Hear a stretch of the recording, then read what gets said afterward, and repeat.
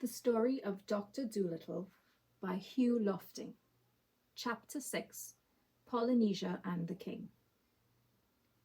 When they had gone a little way through the thick forest, they came to a wide, clear space, and they saw the king's palace, which was made of mud. This was where the king lived with his queen, Ermentrude, and their son, Prince Bumpo.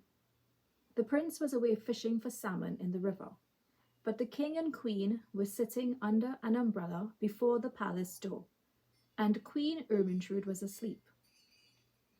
When the doctor had come up to the palace, the king asked him his business, and the doctor told him why he had come to Africa. "You may not travel through my lands," said the king.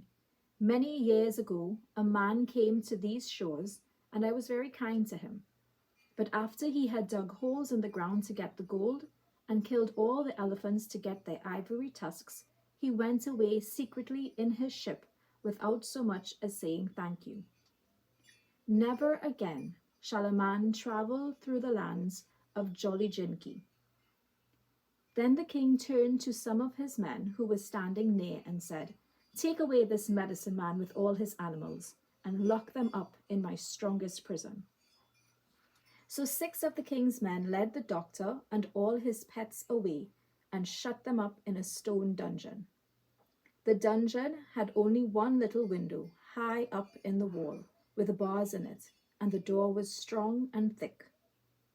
Then they all grew very sad, and Gub-Gub the pig began to cry, but Chi-Chi said he would spank him if he didn't stop that horrible noise, and he kept quiet. "Are we all here?" asked the doctor, after he had got used to the dim light. "Yes, I think so," said the duck, and started to count them. "Where's Polynesia?" asked the crocodile. "She isn't here." "Are you sure?" said the doctor. "Look again. Polynesia? Polynesia, where are you?" "I suppose she escaped," grumbled the crocodile. "Well, that's just like her. Sneaked off into the jungle as soon as her friends got into trouble."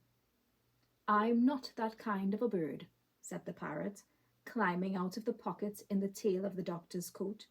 "You see, I'm small enough to get through the bars of that window, and I was afraid they would put me in a cage instead.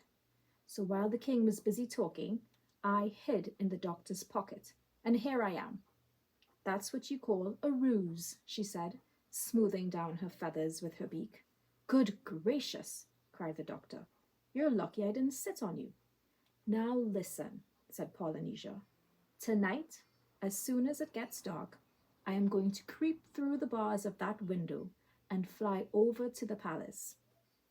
And then, you'll see, I'll soon find a way to make the king let us all out of prison." "Oh, what can you do?" said Gub-Gub, turning up his nose and beginning to cry again. "You're only a bird." "Quite true," said the parrot, "but do not forget that although I am only a bird, I can talk like a man."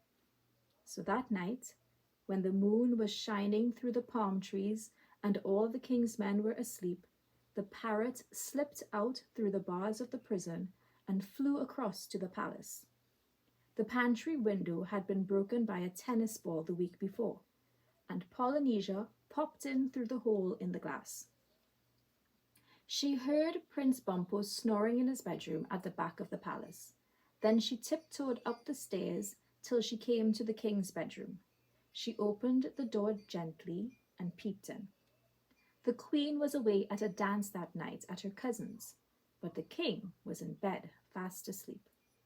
Polynesia crept in very softly and got under the bed. Then she coughed, just the way Dr. Dolittle used to cough. Polynesia could mimic anyone. The king opened his eyes and said sleepily, "Is that you, Ermentrude?" Then the parrot coughed again loud like a man, and the king sat up, wide awake, and said, "Who's that?" "I am Dr. Dolittle," said the parrot, just the way the doctor would have said it. "What are you doing in my bedroom?" cried the king. "How dare you get out of prison? Where are you? I don't see you."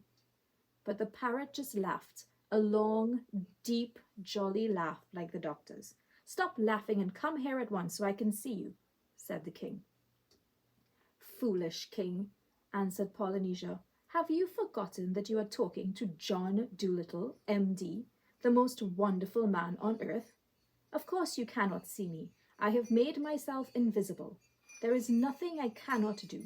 Now listen, I have come here tonight to warn you. If you don't let me and my animals travel through your kingdom, I will make you and all your people sick like the monkeys. For I can make people well and I can make people ill, just by raising my little finger. Send your soldiers at once to open the dungeon door, or you shall have mumps before the morning sun has risen on the hills of Jolliginki." Then the king began to tremble and was very much afraid. "Doctor," he cried, "it shall be as you say. Do not raise your little finger, please." And he jumped out of bed and ran to tell the soldiers to open the prison door. As soon as he was gone, Polynesia crept downstairs and left the palace by the pantry window. But the queen, who was just letting herself in at the back door with a latchkey, saw the parrot getting out through the broken glass. And when the king came back to bed, she told him what she had seen. Then the king understood that he had been tricked, and he was dreadfully angry. He hurried back to the prison at once, but he was too late. The door stood open, the dungeon was empty, the doctor and all his animals were gone.